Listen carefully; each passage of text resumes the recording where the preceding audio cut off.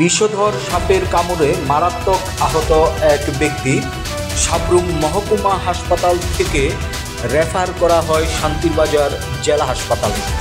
আহত ব্যক্তির নাম শোভীন্দ্র ত্রিপুরা, বয়স ৩১ বৎসর। ঘটনা ১১ই মে বেলা ১১ ঘটিকায় রতনমণি এডিসি ভিলেজের পুরান ভিটা গ্রামে। জানা যায় ১১ই মে সকালবেলা পুরান ভিটা গ্রামের বাসিন্দা শোভীন্দ্র ত্রিপুরা কাজ করতে যান বাড়ির পাশের জঙ্গলে। এই দিন বেলা ১১ ঘটিকা নাগাদ কাজ করার সময় একটি বিষধর সাপ শোভীন্দ্র ত্রিপুরার পায়ে কামড় দেয়। প্রত্যক্ষদর্শীরা সাথে সাথে সাব্রুম মহকুমা হাসপাতালে নিয়ে আসেন শোভীন্দ্র ত্রিপুরাকে। সাব্রুম মহকুমা হাসপাতালের কর্তব্যরত চিকিৎসক প্রাথমিক চিকিৎসার পর শোভীন্দ্র ত্রিপুরার অবস্থা আশঙ্কাজনক হওয়ায় শান্তিরবাজার জেলা হাসপাতালে রেফার করে দেন।